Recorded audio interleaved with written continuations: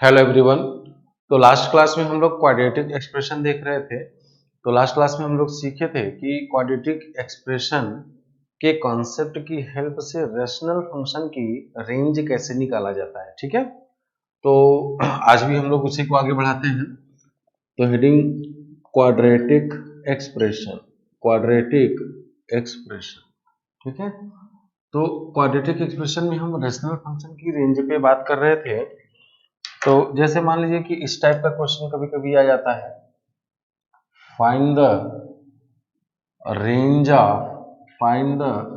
Of f x is equal to x square minus x plus one divided by x square plus x plus one. ठीक है, तो इस function की range निकालना है। तो इसमें अगर आप ध्यान से देखिए तो इसमें न्यूमरेटर और डिनोमिनेटर दो के दोनों क्वाड्रेटिक है। ठीक है, तो ये एक रैशनल फंक्शन होता है। रैशनल फंक्शन किसे कहते हैं? Rational function f x is equal to p x divided by q x, where p x and q x are polynomial function.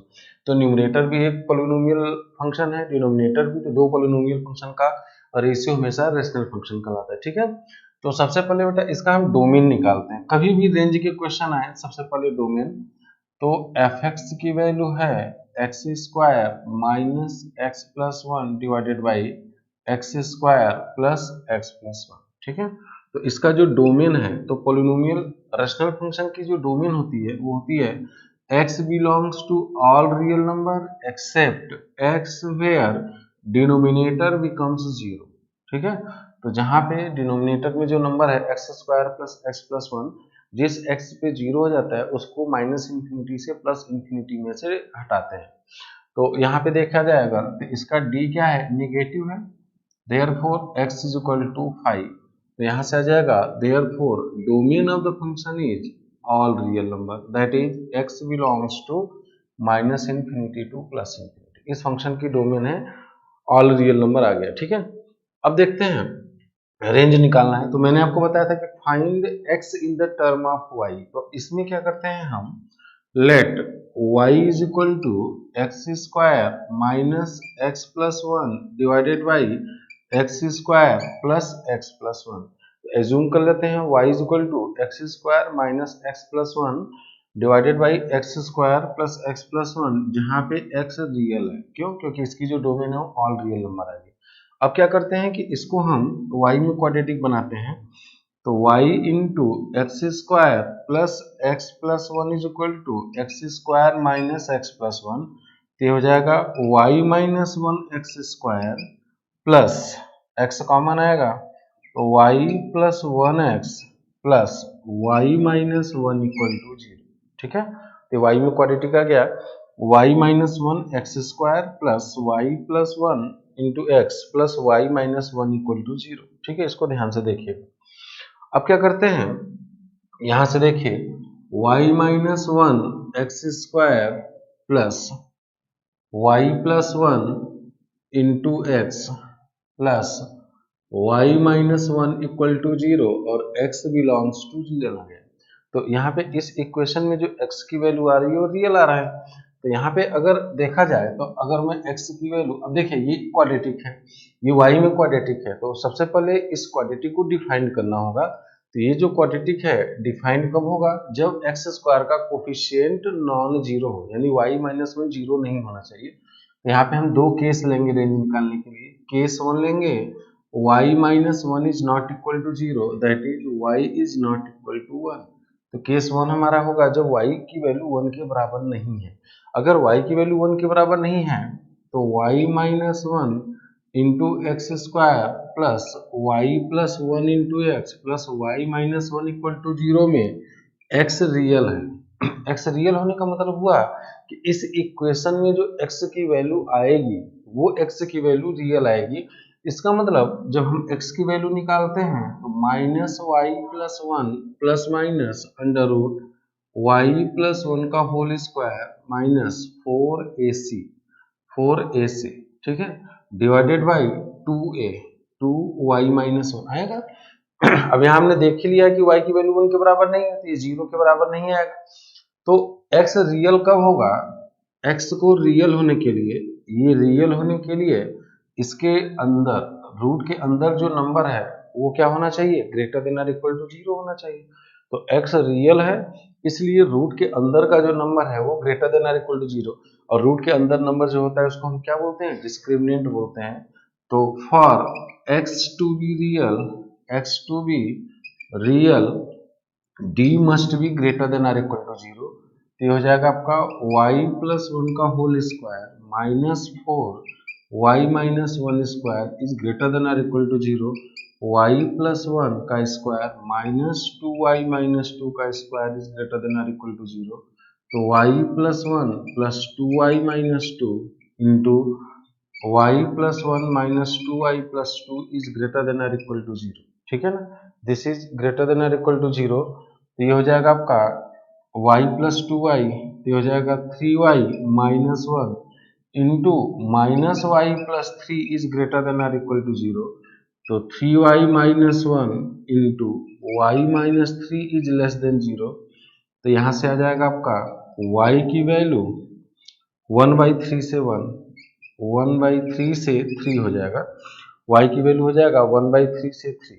ठीक है, और यहाँ पे डिफरेंस 1 करना पड़ेगा।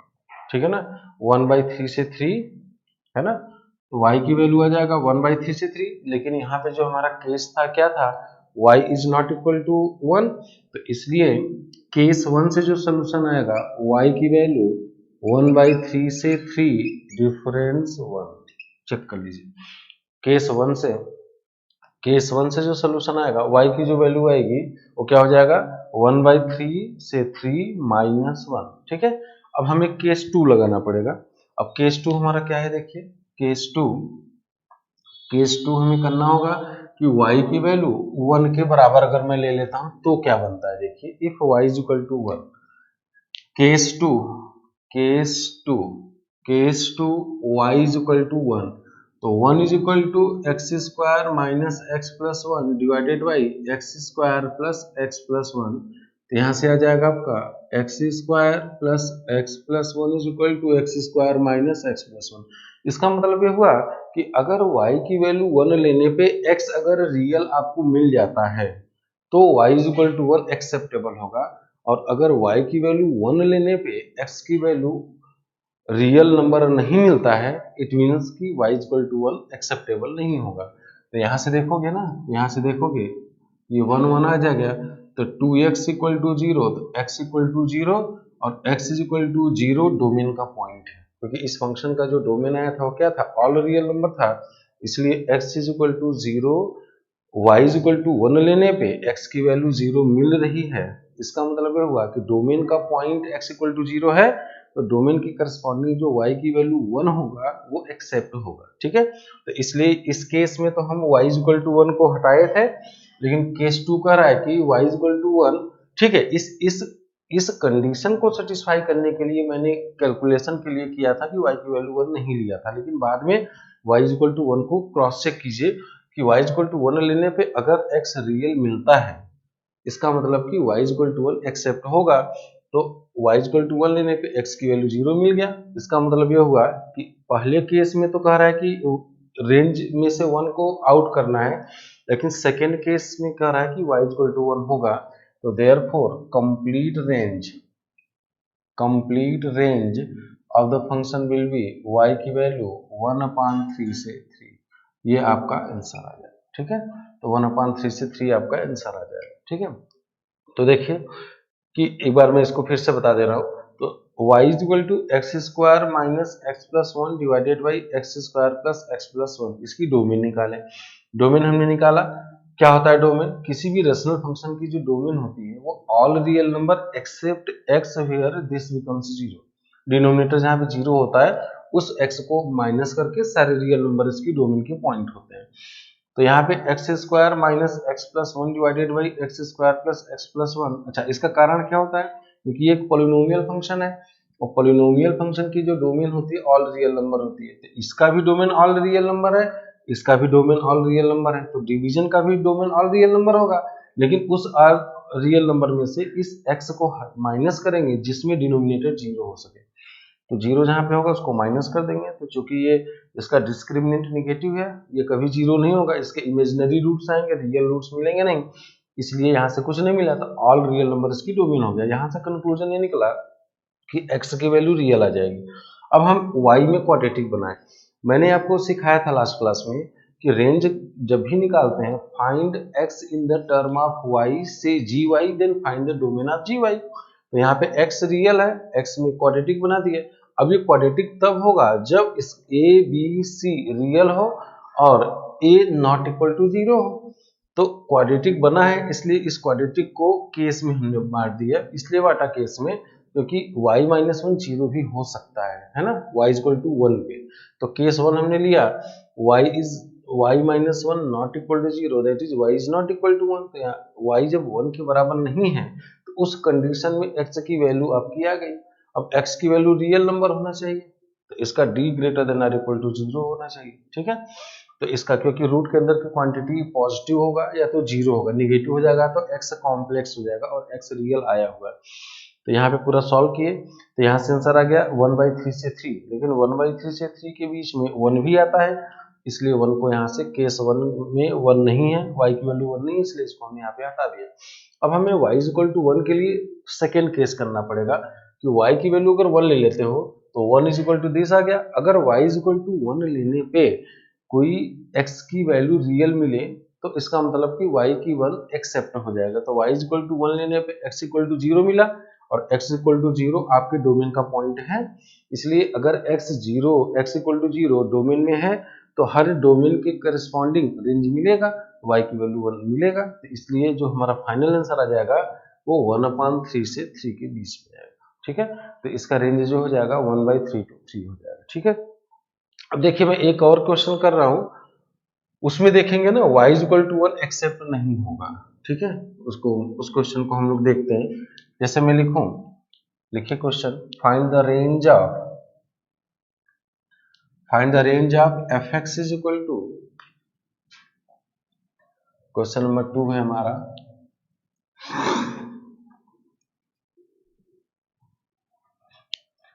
Find the range of fx is equal to x square plus x minus 1 divided by x square plus x plus 1। जैसे ये है, find the range of fx is equal to x square plus x minus 1 divided by x square plus x plus 1, ठीक है। तो इसके पहले वाले में यहाँ माइनस था, यहाँ प्लस था, मैंने चेंज कर दिया। तो इसका रेंज निकालना है, तो देखिए सबसे पहले हम डोमेन निकालेंगे। तो fx is equal to x square plus x minus 1 divided by x square plus x plus 1। तो डोमेन ऑफ द फंक्शन होगा x belongs to all real number except x where x square plus x plus 1 equal to 0, ठीक है। तो इसका d negative है, इसलिए यहाँ से x is equal to 5 आ गया। इसलिए domain of the function is x belongs to real number, that is x की वैल्यू माइनस इन्फिनिटी से प्लस इन्फिनिटी, ये पूरा x का डोमेन आ गया, x रियल हो गया, ठीक है। तो सारे रियल नंबर इस फंक्शन की डोमेन में आ जाएंगे, ठीक है। अब रेंज निकालना है, तो रेंज निकालने के लिए let y is equal to x square plus x minus 1 divided by x square plus x plus 1, x belongs to real, ठीक है। अब क्या कीजिए, x में क्वाड्रेटिक बना दीजिए। तो x में जब क्वाड्रेटिक बनाएंगे तो y into x square plus x plus 1 minus x square minus x plus 1 equal to 0। तो y minus 1 x square plus y minus 1 into x plus y plus 1 equal to 0, check कर लीजिए। और यहाँ से x की value real है, ठीक है ना। y एक्स स्क्वायर का कोफिशिएंट यहाँ पे y आएगा, यहाँ पे माइनस 1, यहाँ y x का कोफिशिएंट यहाँ से y आएगा और यहाँ से माइनस 1, ठीक है।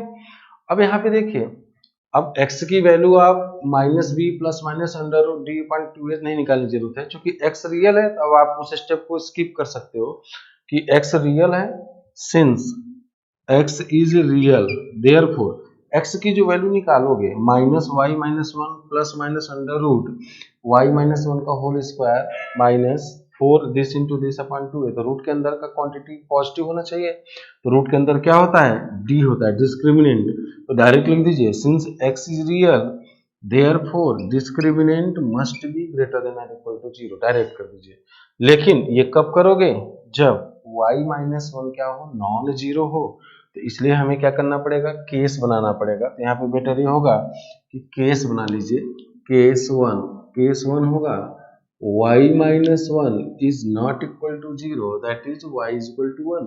क्योंकि क्वाड्रेटिक का कॉन्सेप्ट हम तभी लगा सकते हैं जब ये क्वाड्रेटिक इक्वेशन हो। ये क्वाड्रेटिक इक्वेशन तब मानी जाएगी जब एक्स स्क्वायर का कोफिशिएंट जीरो के बराबर ना हो। अगर आपने बिना कंडीशन लगाए सॉल्व कर दिए तो एक केस छूट सकता है जिसमें y की वैल्यू 1 आए, है ना। तो ये हो जाएगा आपका, तो ये बन जाएगा आपका y minus one x square plus y minus one x plus y plus one equal to zero.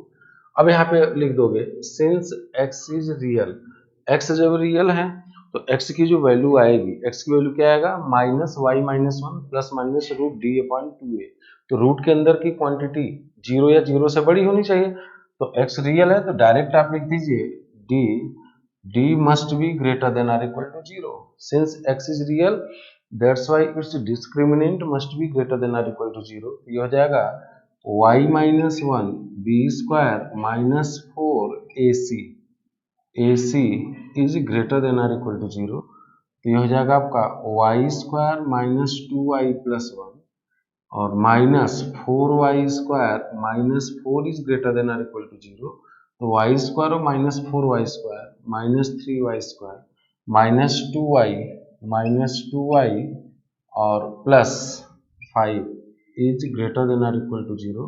तो यहाँ से आ जाएगा three y square plus two y minus five is less than और इक्वल टू जीरो। तो ये हो जाएगा three y square plus five y minus three y minus five is less than zero. यहाँ से y बाहर आ जाएगा, three y plus five minus three y plus five is less than और इक्वल टू जीरो। तो y minus one और three y plus five less than और equal to zero. तो y की value minus five by three से one आ गया। ठीक है, y की value minus five by three से वन आ गया।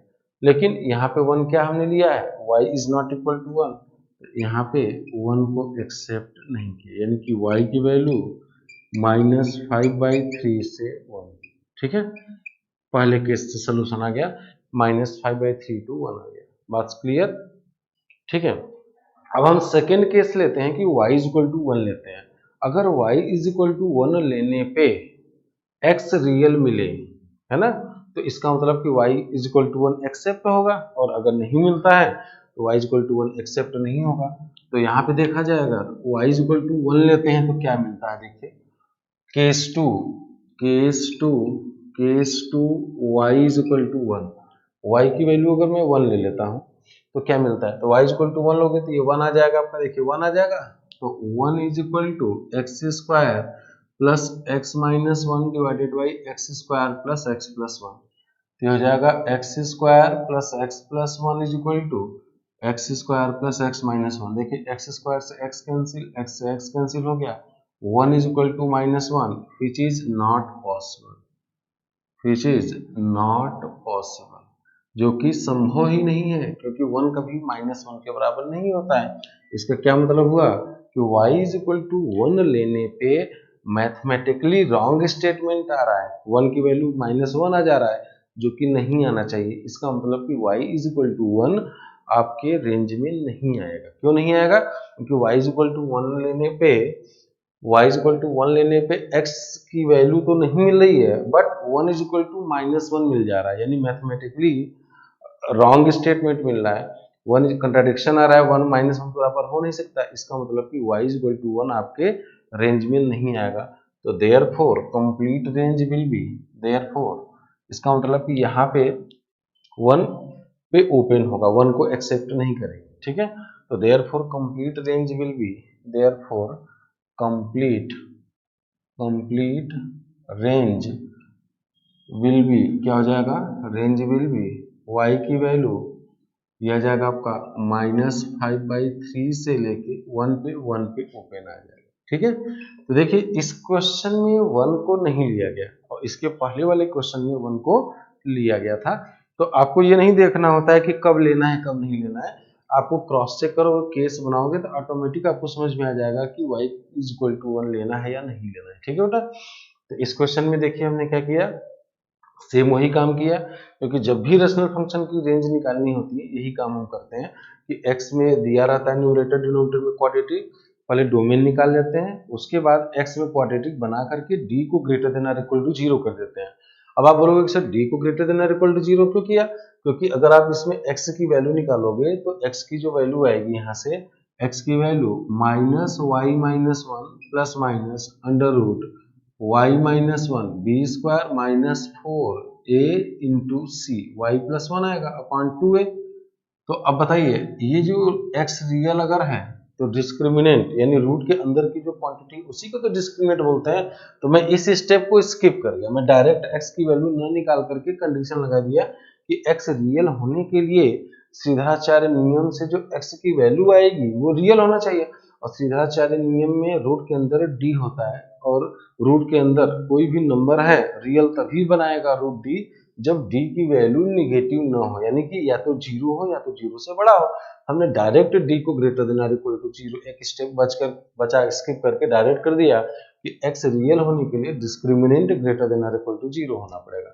पूरा सॉल्व किए, अब यह आंसर तो आपका आ गया -5/3 से 1 आ गया, लेकिन चूंकि y=1 पे हमारा ये क्वाड्रेटिक लीनियर में कन्वर्ट हो जाएगा, क्योंकि हम क्वाड्रेटिक अगर कॉन्सेप्ट लगा रहे हैं तो क्वाड्रेटिक इक्वेशन डिफाइंड होना चाहिए। क्वाड्रेटिक इक्वेशन डिफाइंड तब होता है जब a not equal to 0 ax² + bx + c = 0 is a quadratic equation if a b c belongs to real और कॉम्प्लेक्स। यहाँ पे हम सारा कुछ रियल की बात कर रहे हैं and a is not equal to 0, ये 0 नहीं होना चाहिए। तो क्वाड्रेटिक का कॉन्सेप्ट लगाने से पहले हमने केस बना दिया कि y-1 0 नहीं है, तब हम क्वाड्रेटिक का यूज कर रहे हैं। तो y की वैल्यू 1 के बराबर नहीं है, इसलिए -5/3 से 1। अब चूंकि y = 1 के बराबर नहीं है, आपने अपने मन से सोचा है ना, तो केस बनाया तो आप केस ले लीजिए y = 1। अगर y = 1 लेते हो तब क्या दिक्कत आती है, अगर y = 1 लेते हो तो 1 - 1 के बराबर आ जा रहा है, जो कि मैथमेटिकली रॉन्ग स्टेटमेंट है। That's why y will not equal to 1, y 1 के बराबर नहीं होगा। तो आपका जो कंप्लीट रेंज आएगा वही आ जाएगा कि जो केस 1 से निकल के आया था, -5/3 से 1 आया था। इसके पहले वाले क्वेश्चन में y = 1 लेने पे x की वैल्यू 0 आ रही थी, जो कि डोमेन का पॉइंट था, लेकिन यहाँ पे y = -1 लेने पे आपको x की तो वैल्यू नहीं मिलेगी, साथ में मैथमेटिकल रॉन्ग स्टेटमेंट देगा, 1 की वैल्यू -1 के बराबर आ जाएगा, जो कि नहीं आना चाहिए था। इसलिए इस फंक्शन की जो रेंज हो जाएगी वो -5/3 से 1 आएगा, 1 पे ओपन होगा। ठीक है, देख लीजिए दोनों क्वेश्चन में डिफरेंस आप समझ लीजिए। ठीक है, चलिए नेक्स्ट क्वेश्चन करा रहा हूं, क्वेश्चन नंबर 2। क्वेश्चन नंबर 2 देखिए,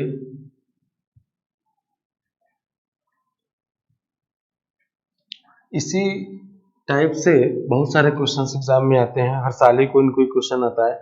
जैसे अगर मैं लिखूं कि एक क्वेश्चन है, find the range of fx is equal to 6x² minus 18x plus 21 divided by 6x² minus 18x plus 17। तो देखिए इस क्वेश्चन में और इसके पहले जो क्वेश्चन दिया था, x² plus x minus 1 divided by x² plus x plus 1, याद रखिएगा अगर मान लीजिए fx है a1x² plus b1x plus c1 divided by a2x² plus b2x plus c2, अगर a1/a2 is equal to b1/b2 हो जाए, यानी कि x² के कोफिशिएंट का रेशियो और x के कोफिशिएंट का रेशियो अगर सेम आ जाता है तो y इज इक्वल टू 1 आपकी रेंज में नहीं आएगा, हमेशा याद रखिएगा। क्योंकि देखिए इसमें देखिए x² का कोफिशिएंट 1 है, x² का कोफिशिएंट 1/1 इज इक्वल, ये देखिए दोनों टर्म दोनों में सेम है, केवल कांस्टेंट टर्म वैरी कर रहे हैं। तो इसका मतलब ये हो गया कि x y is equal to 1 इसकी रेंज से नहीं आएगा। यहाँ पे भी देखिए एक्स स्क्वायर का कोफिशिएंट 6 है दोनों में और यहाँ -18 है, तो 6/6 इज इक्वल टू -18/18। ठीक है, सेम है, बस कांस्टेंट टर्म वेरी कर रहे हैं। तो इस टाइप के क्वेश्चन में जो रेंज आएगा ना y is equal to 1 range में नहीं आएगा। ठीक है, तो इससे भी आप अपने दिमाग में सेट कर सकते हैं कि जब हम कोफिशिएंट्स एक्स स्क्वायर का कोफिशिएंट और एक्स के कोफिशिएंट का रेशियो अगर सेम आता है तो ऐसी सिचुएशन में y इक्वल टू 1 नहीं आता है। तो इसको हम सॉल्व करते हैं। तो सबसे पहले हम इसकी डोमेन निकालते हैं। तो f x is equal to 6x square minus 18x plus 21 divided by 6x square minus 18x plus 17। ठीक है, तो इसका जो डोमेन आएगा, डोमेन ऑफ द फंक्शन क्या होना चाहिए, x belongs to all real number except x where 6x square minus 18x plus 17 equal to 0। ठीक है, तो x की सारी वैल्यू, डोमेन से परेशान मत होइएगा, डोमेन का मतलब होता है x की ऐसी वैल्यू जिसके लिए फंक्शन डिफाइंड है। तो ये फंक्शन हमारा सारे x के लिए डिफाइंड होगा एक्सेप्ट जहाँ पे डिनोमिनेटर 0 हो जाए। तो इसका d निकालिए, तो d हो जाएगा -18 b स्क्वायर माइनस 4 ac। तो देखिए क्या होता है 324 माइनस, तो ये हो जाएगा 68 इंटू, या ऐसे कर दीजिए इसको 18 इंटू 18 कर दीजिए माइनस 4 इंटू 6 इंटू 17। यहाँ से 6 आ जाएगा और यहाँ से 2 आएगा, तो ये हो जाएगा 3 और 9 माइनस 34। देख लीजिए यहाँ पे देखिए 6 बाहर ले जाओगे तो 6 यहाँ से आएगा, यहाँ से 3 आ जाएगा, 2 बाहर आएगा तो यहाँ से 9 आ जाएगा और 3 इंटू 9 27 माइनस 34 क्या हो जाएगा, निगेटिव आ जाएगा। तो d निगेटिव है ना, since d is negative therefore x is equal to 5। इसका मतलब ये हो गया कि ये 0 कभी नहीं होगा क्योंकि फैक्टराइज ही नहीं होगा, इसकी वैल्यू श्रीधराचार्य नियम से लगाओगे तो इसके इमेजिनरी रूट्स आएंगे, तो 0 नहीं होगा। इसका मतलब क्या हो गया, therefore domain of the function is all real number, यानी x की वैल्यू माइनस इन्फिनिटी से प्लस इन्फिनिटी। ठीक है ना, ये डोमेन आ गया। ठीक है, डोमेन आप एक बार कैलकुलेट कर लिया कीजिए। अब कह रहा है यानी x रियल है, तो अब यहाँ पे क्या रेंज निकालना है, y is equal to 6x square minus 18x plus 21 divided by 6x square minus 18x plus 17। ठीक है, अब हम क्या करते हैं, x में क्वाड्रेटिक बनाते हैं। x में जब हम क्वाड्रेटिक बना देंगे तो y into 6x square minus 18x plus 17 minus 6x square plus 18x minus 21 equal to 0। तो x स्क्वायर का कोफिशिएंट आ जाएगा 6y minus 6 x square plus minus 18y plus 18x और plus 17y minus 21 equal to 0। ठीक है, अब यहाँ से आ गया, यानी कि आपका जो क्वाड्रेटिक एक्सप्रेशन बन के आ गया 6 time y minus 1x square plus 18, या माइनस कर दीजिए माइनस 18 y माइनस 1x। ठीक है, और plus 17y minus 21 equal to 0। ठीक है ना, अब यहाँ पे ये क्वाड्रेटिक बना। अब इस क्वाड्रेटिक में x क्या है बताइए, रियल है, x is real x real है। क्यों, क्योंकि यहाँ पे देखिए इसका डोमेन क्या है, x की वैल्यू माइनस इन्फिनिटी से सारी वैल्यू, यानी इस क्वाड्रेटिक इक्वेशन में x की जो भी वैल्यू आएगी वो हमेशा रियल आएगी। तो अब ये क्वाड्रेटिक तब होगा जब x स्क्वायर का कोफिशिएंट नॉट इक्वल टू 0 होगा, तो 6 time y minus 1 is not equal to 0, that is y is not equal to 1, y की वैल्यू 1 के बराबर नहीं है तब। तो जब y की वैल्यू 1 के बराबर नहीं है तो ये इक्वेशन हो जाएगा 6y minus 1x square minus 18 y minus 1x plus 17y minus 21 equal to 0। अब यहाँ बोल दोगे since x is real therefore d is greater than और इक्वल टू 0। ये बार बार मैं लिख रहा हूँ, ये आपके दिमाग में आना चाहिए, x रियल है तो x की जो वैल्यू निकालोगे सीधाचार्य नियम से minus b plus minus under root d upon 2a, तो x रियल तभी होगा ना जब रूट के अंदर की क्वांटिटी 0 या 0 से बड़ा होगा, और रूट के अंदर d ही होता है, तो d इज ग्रेटर देन और इक्वल टू 0। ठीक है, तो ये हो जाएगा आपका बी स्क्वायर, तो minus 18y minus 1 b square, therefore b square minus 4ac is greater than और इक्वल टू 0। तो हो जाएगा आपका 18 into 18 y minus 1 square minus 4 into 6 y minus 1 17y minus 21 greater than और इक्वल टू 0। ठीक है, तो यहाँ से आ जाएगा, यहाँ से 6 आएगा और यहाँ से 2 इंटू वाई माइनस 1, ये बाहर ले सकते हैं।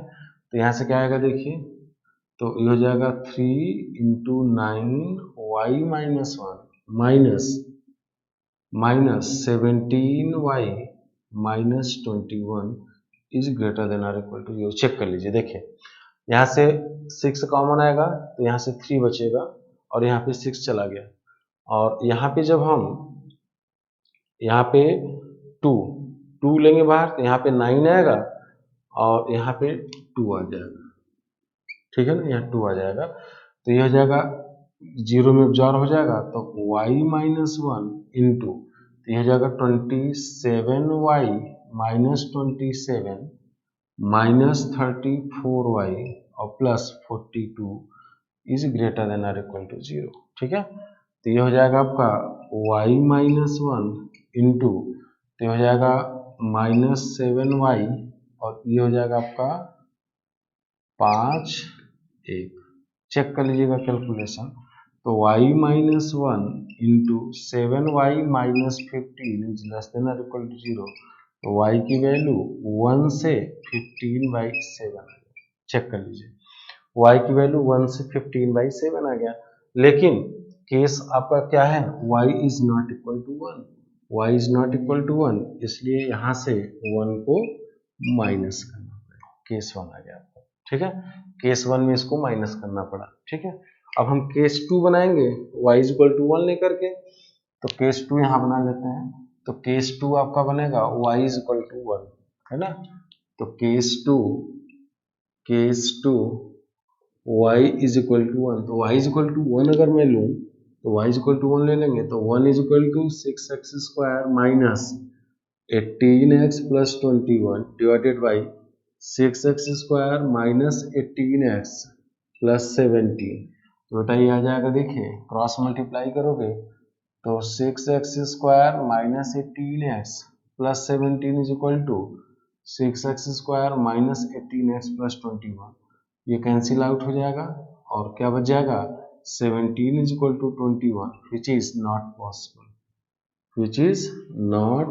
पॉसिबल, ये पॉसिबल ही नहीं है। इसका क्या मतलब हुआ कि y इज इक्वल टू 1 आपका नहीं होगा, y इज इक्वल टू 1 अगर ले लोगे तो मैथमेटिकली रॉन्ग स्टेटमेंट आपको मिल गया 17 इज इक्वल टू 21, जो कि संभव नहीं है। तो इसका मतलब ये हुआ कि आपका जो रेंज आएगा, है ना, ये जो पहले केस में आया था वही 1 पे ओपन हो जाएगा, यानी कि 1 से 15/7 में 1 माइनस हो जाएगा, तो देयरफॉर रेंज विल बी, यहाँ से देयरफॉर रेंज, तो complete range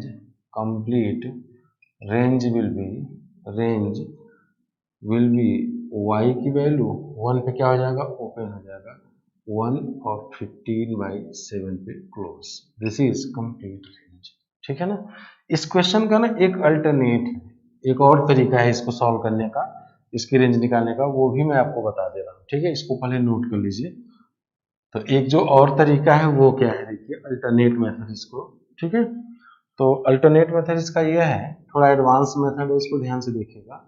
fx is equal to 6x square minus 18x plus 21 divided by 6x square minus 18x plus 17, इसको बेटा लिख दीजिए fx इज इक्वल टू, ये डिनोमिनेटर में 17 है, तो 6x square minus 18x plus 17 और plus 4 divided by 6x square minus 18x plus 17। ठीक है, ऐसे लिख दीजिए। तो इसको लिख सकते हो f x is equal to 1 plus 4 divided by 6x² minus 18x plus 17। ठीक है, इसको हम इस तरीके से ले सकते हैं 1 प्लस 4। अब देखिए इसकी मिनिमम वैल्यू मिलेगी तो पूरे फंक्शन की वैल्यू मैक्सिमम है, क्योंकि यहाँ प्लस है और रेसिप्रोकल में, और इसकी मैक्सिमम वैल्यू मिलेगी तो पूरे फंक्शन की मिनिमम वैल्यू है। तो इसकी मिनिमम वैल्यू अगर मैं निकालना चाहूँ तो एफ मिनिमम के लिए फॉर एफ मिनिमम 6x², देखिए फॉर एफ मिनिमम, इस फंक्शन की मिनिमम वैल्यू होने के लिए 6x² माइनस 18x प्लस 17 को मैक्सिमम होना पड़ेगा, है ना। और इसकी जो मैक्सिमम वैल्यू है किसको टेंड करती है, इसकी जो रेंज होती है -d/4a से इंफिनिटी होती है, तो इसकी वैल्यू मैक्सिमम कितनी हो जाएगी, इंफिनिटी टेंड करेगा। तो therefore f minimum is equal to 1 plus 4 upon infinity. अब चूंकि इंफिनिटी पे ओपन लगता है तो इसलिए ये जो वैल्यू है वो कहाँ को टेंड करेगी, ये जो वैल्यू है ये जो टेंड कर जाएगी 1 प्लस 0 दैट इज 1। तो इसकी जो मिनिमम वैल्यू है ना 1 के बराबर नहीं होगी, 1 को टेंड करेगी। क्यों टेंड करेगी, यानी 1 पे हमेशा क्या लगेगा, ओपन इंटरवल लगेगा। क्यों ऐसा लगेगा, क्योंकि f की वैल्यू मिनिमम तब होगा जब डिनोमिनेटर मैक्सिमम हो जाए, और मैक्सिमम वैल्यू इंफिनिटी है, और इंफिनिटी पे हमेशा ओपन लगता है, क्योंकि इंफिनिटी की क्या एग्जैक्ट वैल्यू है आपको नहीं पता है। तो इसकी वैल्यू इंफिनिटी रखोगे, इंफिनिटी पे ओपन होगा, तो इंफिनिटी की करस्पॉन्डिंग जो कंप्लीट वैल्यू आएगी उस पे ओपन लगेगा, यानी 1 को टेंड करेगा इसकी मिनिमम वैल्यू।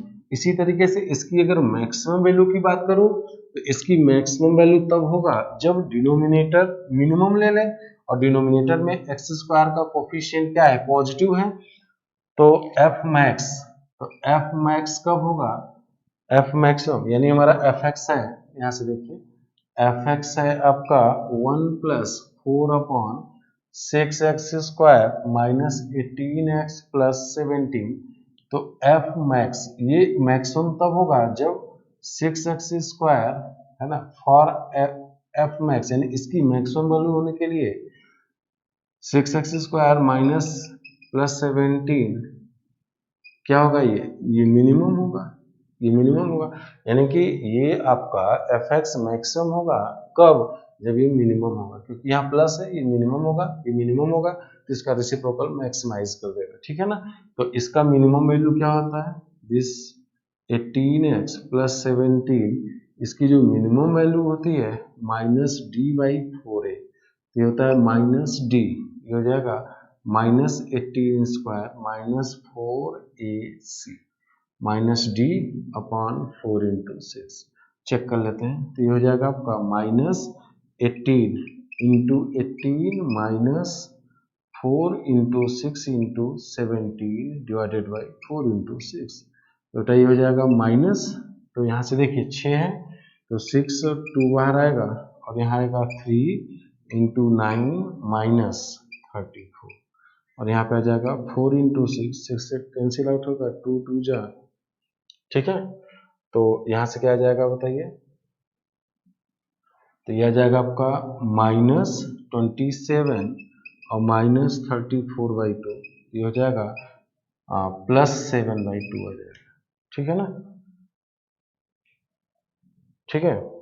तो ये देख लीजिए -7 माइनस माइनस प्लस आ जाएगा, तो अब यहाँ पे एफ मैक्स आ जाएगा 1 प्लस 1 अपॉन, इसकी मिनिमम वैल्यू ये 4 है, 4 अपॉन 7/2, तो हो जाएगा आपका, ये ऊपर जाएगा 8 हो जाएगा, और ये 7, तो 7 प्लस 8/7, तो f max is equal to 15/7, f max is equal to 15/7, ठीक है ना। तो इसका मतलब क्या हो गया, तो इसका मतलब एफ मिनिमम टेंड कर रहे हैं 1 को, और मैक्सिमम वैल्यू इसका इक्वल टू आ रहा है क्या, 15/7, therefore range of the function will be 1 से 15/7 पे फ्लो हो जाएगा, ठीक है ना, ये देख सकते हैं, है ना। ठीक है, तो इस तरीके से भी आप कर सकते हैं, क्वाड्रेटिक बना के भी कर सकते हैं इसको इस तरीके से। आप मैनेज कर सकते हैं। तो इन दोनों तरीके में से जो आपको, तो देखिए सेकेंड वाला मेथड हमने क्या किया, एफ एक्स की वैल्यू दिया है, ये दोनों सेम है, तो 21 को मैं दो पार्ट में स्प्लिट कर दिया, 17 और 4 में, तो ये 1 प्लस ये बन गया। अब हम लॉजिक लगा दिए कि जब डिनोमिनेटर मैक्सिमाइज होगा तो ये वैल्यू मिनिमाइज होगा, मिनिमम आएगा, और इसकी मैक्सिमम वैल्यू इंफिनिटी को टेंड करेगा, क्योंकि इंफिनिटी पे हमारा जो इंफिनिटी मतलब कि 6x square minus 18x plus 17 जब इन्फिनिटी को टेंड करेगा तो इन्फिनिटी पे हम ओपन लेते हैं, यानी इन्फिनिटी की क्या वैल्यू होगी नहीं पता है, इन्फिनिटी पे इसलिए हमेशा ओपन होता है, तो इन्फिनिटी के करस्पॉन्डिंग जो वैल्यू आएगी उस पर भी ओपन होगा। तो यहाँ से जब ये इन्फिनिटी को टेंड करेगा तो 4 अपॉन इन्फिनिटी 0 हो जाएगा, 1 प्लस 0 इक्वल टू 1 को टेंड करेगा, नॉट इक्वल टू 1 को टेंड करेगा, तो ये 1 के बराबर, यानी एफ इसकी जो मिनिमम वैल्यू है 1 को टेंड करेगी। इसी तरीके से इसकी मैक्सिमम वैल्यू के लिए इसको मिनिमम होना पड़ेगा, और हम पढ़े थे पिछले क्लास में a x square plus b x plus c की वैल्यू मिनिमम तब मिलती है जब ए पॉजिटिव होता है, इसकी minimum value minus D by 4 होता है, माइनस डी बाई 4 से कैलकुलेट कर लिया तो 15/7 आएगा। और 15/7 पे क्लोज इसलिए होगा क्योंकि मिनिमम वैल्यू एक फाइनाइट एक्स पे मिलता है, x equal to minus b upon 2a एक फाइनाइट वैल्यू है, लेकिन इसकी मैक्सिमम वैल्यू x इन्फिनिटी पे मिल रहा था, इसलिए हमने ओपन लगाया था, क्योंकि इन्फिनिटी कोई फाइनाइट वैल्यू है नहीं, बहुत बड़ा नंबर है, वो नंबर क्या है नहीं पता, लेकिन इसकी जो मैक्सिमम वैल्यू है वो तो एक finite value minus b by 2a पे मिल रहा है, तो माइनस बी बाई 2a एक फाइनाइट वैल्यू, इसलिए माइनस बी बाई 2a के करस्पॉन्डिंग जो फंक्शन की वैल्यू आएगी उसमें मैक्सिमम वैल्यू होगी, और मैक्सिमम वैल्यू पे क्लोज लेना पड़ेगा, तो 1 से लेकर के 15/7 इस तरीके से भी इस क्वेश्चन को आप सॉल्व कर सकते थे। ठीक है, चलिए तो ये हो गया आपका। ठीक है, नेक्स्ट क्वेश्चन अब करते हैं। तो ये कॉन्सेप्ट आप बहुत अच्छे से दिमाग में सेट कर लीजिए कि रेशनल फंक्शन की रेंज क्वाड्रेटिक एक्सप्रेशन की यूज से हम लोग करते हैं। ठीक है, अब देखिए मैं एक क्वेश्चन कराने जा रहा हूं,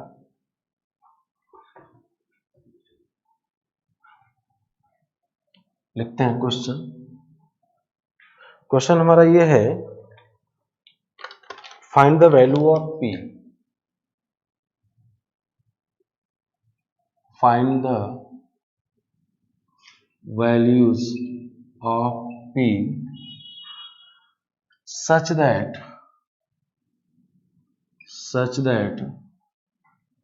mod of x square plus px plus 1 divided by x square plus x plus 1 is less than 3 holds true for all x belongs to 0।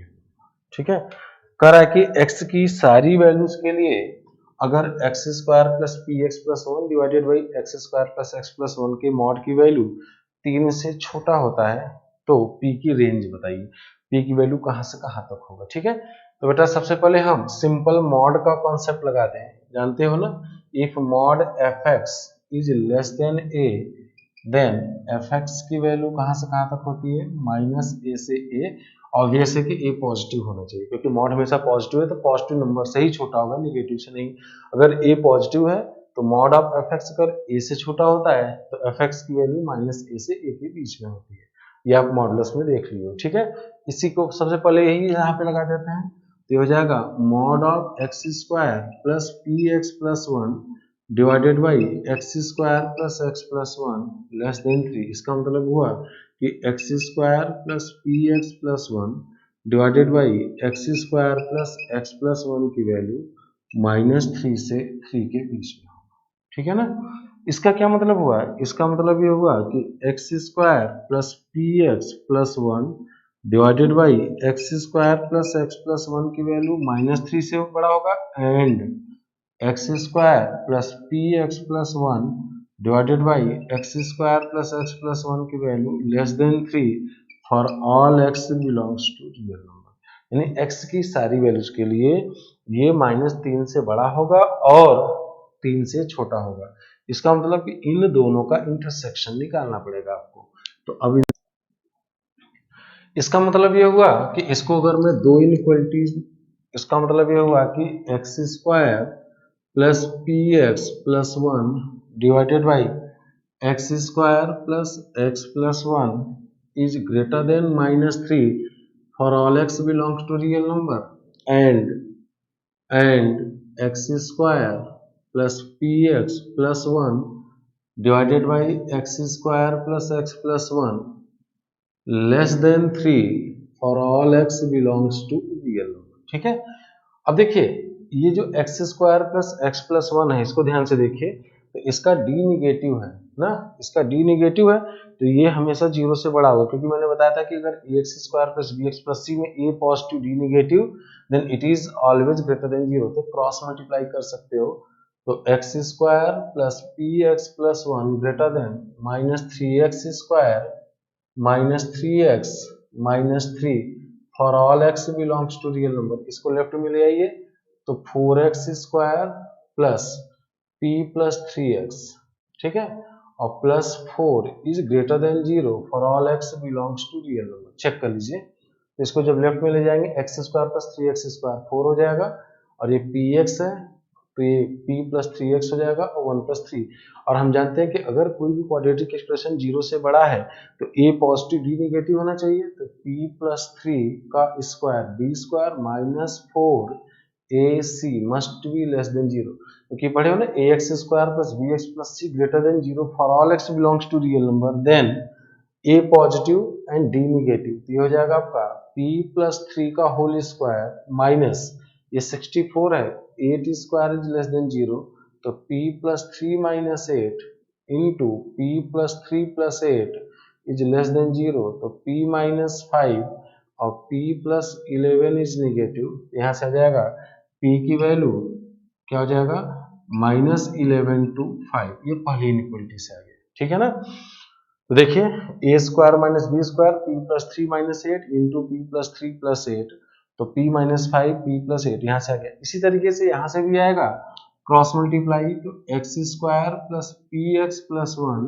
Less than three x square plus three x plus three for all x belongs to real number, तो ये हो जाएगा 2x square plus three minus p x, और ये हो जाएगा आपका plus two is greater than zero for all x belongs to real number. Check कर लीजिए, इसको इस साइड ले आएंगे तो three x square minus x square two x square हो जाएगा, थ्री माइनस पी एक्स हो जाएगा, और ये वन है और वो थ्री है, तो थ्री माइनस वन टू। ठीक है, तो अब यहाँ पे भी देखिए कोई भी क्वाड्रेटिक एक्सप्रेशन अगर वो जीरो से बड़ा है फॉर ऑल एक्स के लिए, तो a पॉजिटिव d नेगेटिव होगा। लास्ट क्लास में क्वाड्रेटिक एक्सप्रेशन हम लोगों ने देखा था, तो इसका मतलब इसका क्या हो जाएगा d negative, a positive d negative, तो 3 minus P square minus 4ac is less than zero, तो इसको हम लिख सकते हैं 3 माइनस पी स्क्वायर माइनस ये कितना हो जाएगा बताइए, बी स्क्वायर माइनस 4ac, तो b square minus 4ac, a की वैल्यू 2 है, तो ये हो जाएगा आपका 16 4 स्क्वायर लेस देन जीरो, तो 3 minus P minus four, 3 minus P plus four is negative, तो ये हो जाएगा आपका माइनस पी, ये हो जाएगा आपका माइनस पी और माइनस वन, और ये हो जाएगा minus P plus seven is negative, तो ये हो जाएगा आपका p प्लस वन माइनस यहाँ से माइनस प्लस बना देगा, p minus seven is negative, तो p की value minus one to seven आ जाएगा, ये सेकेंड आ जाएगा। अब चूंकि ये सिस्टम ऑफ इनइक्वालिटी है, तो p की ऐसी रेंज आएगी जो इसमें भी हो इसमें भी हो, तो ओवरऑल जो p आएगा इन दोनों का इंटरसेक्शन आ जाएगा, तो वन इंटरसेक्शन टू निकाल देंगे, तो ये हो जाएगा आपका माइनस 11 से 5 ये आ जाएगा, और माइनस वन से सेवन, तो माइनस वन यहाँ पे आएगा, सेवन यहाँ पे आएगा, तो माइनस वन से सेवन इन दोनों में कॉमन लेंगे, तो p की value minus one to five. ठीक है, तो p की वैल्यू आपकी माइनस वन से फाइव आ जाएगी। ठीक है, तो इस तरीके से हम इस क्वेश्चन को सॉल्व करते हैं। तो इसमें देखिए क्वाड्रेटिक एक्सप्रेशन का यूज यहाँ पे हो रहा है ना, यहाँ से यहाँ तक तो हम केवल मॉड का कॉन्सेप्ट लगाए कि मॉड एफ एक्स अगर लेस देन ए होता है तो एफ एक्स वैल्यू माइनस ए से, फिर यहाँ पे क्वाड्रेटिक का कॉन्सेप्ट लग रहा है, देखिए इस स्टेप में और इस स्टेप में क्वाड्रेटिक का कॉन्सेप्ट लग रहा है। क्या लग रहा है कि अगर किसी भी क्वाड्रेटिक एक्सप्रेशन की वैल्यू सारे x के लिए जीरो से बड़ा है तो a पॉजिटिव d नेगेटिव होगा, तो a की वैल्यू 4 है पॉजिटिव है और d इसका नेगेटिव हो जाएगा।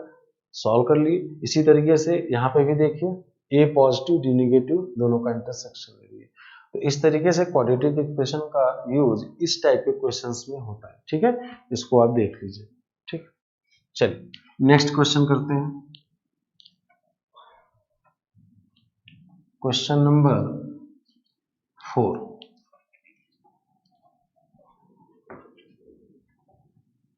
क्वेश्चन नंबर 4, नेक्स्ट क्वेश्चन देखते हैं। क्वेश्चन दिया हुआ है, क्वेश्चन नंबर 4 देखिए, दिया हुआ है if x y z belongs to real number, if x y z belongs to real number such that x plus y plus z is equal to 4 and x square plus y square plus z square is equal to 6, then find the range of x, y and z. Then find the range of x, y and z। ठीक है ना, ये दिया हुआ है कि अगर x, y और z रियल नंबर है, ठीक है, अगर x, y और z रियल नंबर है और x plus y plus z 4 दिया हुआ है और x square plus y square plus z square 6 के बराबर है, तो एक्स वाई जेड की रेंज बतानी है। ठीक है, तो देखिए इसमें दिया हुआ है x plus y plus z is equal to 4 और एक्स वाई ये x square plus y square plus z square is equal to 6। ठीक है, ये दिया हुआ है और एक्स वाई जेड क्या है, रियल है, तो एक्स वाई और जेड की रेंज बताएं। ठीक है, देखिए बेटा, अगर इसमें एक्स वाई और जेड की में 3 इक्वेशन होता तब तो आप x y z 3 equation 3 variable आप एक्स वाई जेड की वैल्यू कैलकुलेट कर लेते हैं, बहुत आसानी से कर लेते हैं। लेकिन इस क्वेश्चन में एक्स वाई जेड में 2 ही रिलेशन दिया हुआ है, तो आप एक्स वाई और जेड की रेंज निकालोगे। ठीक है, तो रेंज कैसे निकलेगा, देखिए मान लीजिए मैं x की रेंज निकालते हैं फॉर रेंज ऑफ x, जो मैं कैलकुलेशन करने जा रहा हूँ x की रेंज निकालना है। ठीक है ना, तो क्या कीजिए कि पहली इक्वेशन में से z की वैल्यू, पहली इक्वेशन में से z की वैल्यू x और y के टर्म में निकालिए। From one z is equal to 4 minus x minus y. अब इस वैल्यू को 2 में रख दीजिए, तो x square plus y square plus z की वैल्यू रखोगे तो ये हो जाएगा 4 minus x minus y is equal to 6 for all x y belongs to real number, क्योंकि इसमें सारे एक्स के लिए सारे वाई के लिए, क्योंकि जेड की वैल्यू हमने निकाल लिया, तो x, अब ऑब्वियस है कि x और y रियल है, z भी रियल है, लेकिन z इसमें नहीं आ रहा है, इसलिए यहाँ पे मैंने केवल x y किया। अब क्या कीजिए ना, इस एक्सप्रेशन को y में क्वाड्रेटिक बना दीजिए, y में क्वाड्रेटिक बना दीजिए, तो ये हो जाएगा आपका क्या, x square plus y square plus ये 4 हो जाएगा आपका 16 plus x square plus y square, और ये माइनस हो जाएगा 8x प्लस 2xy, और ये बन जाएगा minus 8y minus 6 equal to 0। इसमें हमें x की रेंज निकालनी है, तो z की वैल्यू निकाल करके y में क्वाड्रेटिक बनाइए, तो y में जब क्वाड्रेटिक बनाओगे तो ये देखिए क्या बनेगा, ये वाई स्क्वायर बन जाएगा और वाई स्क्वायर और वाई स्क्वायर ये 2y स्क्वायर बन जाएगा। और फिर y का कोफिशिएंट देखिए, y का कोफिशिएंट यहाँ से 2x आएगा और यहाँ से माइनस 8 आएगा, तो ये हो जाएगा 2x माइनस 8y। ठीक है, उसके बाद सब लिख दीजिए, एक्स स्क्वायर और एक्स स्क्वायर 2x स्क्वायर हो गया, और यहाँ पे आ जाएगा माइनस 8x और प्लस यहाँ पे 16 है और यहाँ पे ये plus 10 equal to 0। Calculation check कर लीजिए। तो सबसे पहले हमने क्या किया, z की वैल्यू हमने क्या किया, x और y के टर्म में 4 माइनस एक्स माइनस वाई से पुट कर दिया, x square plus y square plus 4 minus x minus y का whole square is equal to 6। इसको ओपन करके y में क्वाड्रेटिक बना दीजिए, तो हो गया आपका x square plus y square plus a plus b plus c का whole square, a square plus b square plus c square plus 2ab होता है माइनस 8x हो जाएगा, प्लस 2bc होता है तो माइनस माइनस दो बार आएगा प्लस बना देगा, plus 2xy minus 8y minus 6 equal to 0। यहाँ तक एकदम सही है।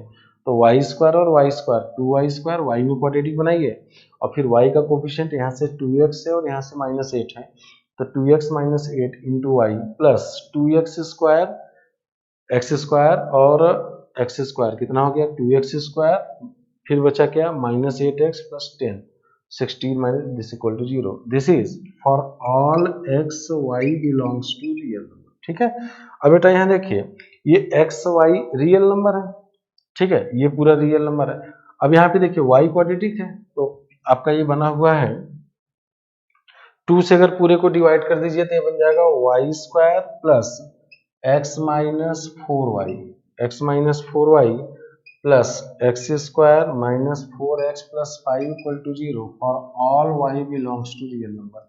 ये वाई में क्वाड्रेटिक है तो वाई रियल है। अभी हमने बताया था कि अगर इस इक्वेशन में वाई रियल है, वाई रियल होने का मतलब होता है कि इसमें श्रीधराचार्य नियम से वाई की जो वैल्यू निकालोगे, है ना, minus b plus minus under root, तो उस वाई की वैल्यू में जो डी आएगा, डिस्क्रिमिनेंट आएगा, वो क्या होगा, greater than or equal to 0 होगा। तो यहाँ से जब y की वैल्यू निकालोगे तो इसका discriminant greater than equal to 0 होगा। तो यहाँ पे ये कंक्लूजन कर सकते हो कि since y is real therefore d is greater than or equal to 0। तो d is greater than or equal to 0 करोगे तो ये हो जाएगा आपका x minus four b square minus four a c x square minus four x plus five is greater than or equal to 0। तो ये हो जाएगा आपका x square minus eight x plus sixteen minus four x square plus sixteen x minus 20 greater than or equal to 0। तो ये हो जाएगा minus three x square plus eight x minus four greater than 0। तो three x square minus eight x plus four less than 0। ठीक है, तो ये हो जाएगा three x square minus six x minus two x plus four less than 0। तो three x बाहर ले लोगे तो x minus two x minus two is less than 0। तो three x minus two into x minus to less than 0। तो x की value 2/3 से 2 है। ठीक है, तो x की रेंज देखिए निकल के आ गई 2/3 से 2 के बराबर आ जाएगी। ठीक है ना, तो x की रेंज यहाँ से आ गई। अब देखिए इसमें जो तो x की रेंज निकालने में देखिए हमने क्वाड्रेटिक का कहाँ यूज किया। सबसे पहले हमने क्या किया, z की वैल्यू x और y की टर्म में निकाल करके सेकेंड इक्वेशन में रख दीजिए। तो x चाहिए ना, तो x में क्वाड्रेटिक मत बनाइए, x एकदम लास्ट में आएगा तो y में, z की वैल्यू पहले में, z की वैल्यू x y की टर्म में, फिर y की वैल्यू फिर y में क्वाड्रेटिक एक्सप्रेशन। अब y रियल दिया हुआ है, देखिए x y z belongs to real, range of x y z यहाँ पे दिया है कि x y z, ये x y z रियल है तो ऑब्वियस है कि इस इक्वेशन का रूट्स रियल होगा। अब मैं उस स्टेप को नहीं लिख रहा हूँ कि y is equal to minus b plus minus under root d, क्योंकि हमें y रियल दिखाना है तो रूट के अंदर की क्वांटिटी 0 है, 0 से बड़ा हो जाना चाहिए। तो y के d greater than equal to 0 निकालोगे तो डायरेक्ट आपको x की रेंज आ जाएगी। इसी तरीके से अगर y की रेंज निकालना हो तो y की रेंज निकालने के लिए क्या करोगे बताइए, z की वैल्यू x और y में निकाल करके x में क्वाड्रेटिक करोगे तो y की वैल्यू आएगी। लेकिन यहाँ पे ना एक ऑब्जर्वेशन कीजिए, ये x y z में सिमेट्रिक है। सिमेट्रिक का मतलब होता है कि अगर x के स्थान पे y कर दूं और y के स्थान पे x कर दूं, देखिए यहाँ पे अगर मैं x के स्थान पे y और y के स्थान पे x कर दूं तो रिलेशन सेम हो। तो देखो x के स्थान पे y कर दूं और y के स्थान पे x कर दूं, तो देखिए x के स्थान पे y कर दूं और y के स्थान पे x कर दूं, तो देखिए दोनों सेम है कि नहीं है। देखिए बस ऑर्डर बदल गया, ये और ये दोनों एक्सप्रेशन सेम ही है। इसका मतलब क्या हुआ कि जो x की रेंज आएगी है ना, वही y की भी रेंज आ जाएगी। इसी तरीके से अगर मैं z में बात करूं तो z की वैल्यू अगर x कर दूं तो और x की वैल्यू z कर दूं तो z plus y plus x is equal to 4, और ये हो जाएगा आपका z square plus y square plus x square equal to 6। देखिए ये और ये दोनों एक्सप्रेशन सेम ही है। तो इसका मतलब कि ये एक्स वाई और जेड में सिमेट्रिक होने की वजह से जो एक्स की रेंज आएगी वही रेंज वाई की आएगी और वही रेंज जेड की आ जाएगी। ठीक है ना, अगर एक्स और वाई और जेड में सिमेट्रिक न होता तो आपको एक्स की अलग से रेंज निकालते, y की अलग से रेंज निकालते और z की अलग से रेंज निकालते, तीनों का अलग अलग रेंज निकालते। ठीक है बेटा, तो सिमेट्रिक का मतलब फिर से मैं बता दे रहा हूँ क्या होता है। सिमेट्रिक का मतलब होता है कि x और y में सिमेट्रिक अगर आपको दिखाना है, x को y और y को x करने पे गिवन रिलेशन रिमेन सेम, तो x y में सिमेट्रिक। जैसे कि मान लीजिए अगर ऐसा होता x प्लस टू आई, मान लीजिए 2i plus 3z is equal to 4 अगर होता है तो क्या ये x और y में सिमेट्रिक है, तो x को रिप्लेस करो y से, ये हो जाएगा y plus 2x plus 3z is equal to 4। क्या ये और ये दोनों सेम है? सेम नहीं है। क्यों? कि यहाँ पे x का कोफिशिएंट 1 है और यहाँ पे x का कोफिशिएंट 2 है। इसका मतलब कि ये x और y में सिमेट्रिक नहीं है, और जब x और y में सिमेट्रिक नहीं है तो y की रेंज x की जो रेंज है उसके बराबर नहीं आएगा। रेंज तब बराबर आता है जब x और y में सिमेट्रिक होता है। तो देखो यहाँ पे अगर ऐसे कर देते हो x plus y plus z is equal to 4, अब x के स्थान पे y अगर करोगे तो ये y हो जाएगा और ये x हो जाएगा, ये z है। अब देखो बस ऑर्डर चेंज हुआ है लेकिन है तो दोनों सेम ही चीज। इसका मतलब कि ये भी और ये भी दोनों में चेक करना पड़ेगा, यहाँ पे भी। तो दोनों में अगर x के स्थान पे y और y के स्थान पे x करते हो तो relation remain same. Similarly y के स्थान पे z और z के स्थान पे y करते हो सेम। इसका मतलब कि x y मतलब तीनों में x के स्थान पे y, y के स्थान पे z, z के स्थान पे x, तीनों भी अगर इंटरचेंज कर देते हो तो रिलेशन हमेशा क्या हो जाएगा? रिमेन सेम आएगा। इट मीन्स कि जो रेंज यहाँ पे x की आएगी वही रेंज आएगी। तो यहाँ पे लिख सकते हो since given relation is symmetric in x, y and z, therefore range of y and z will be same as range of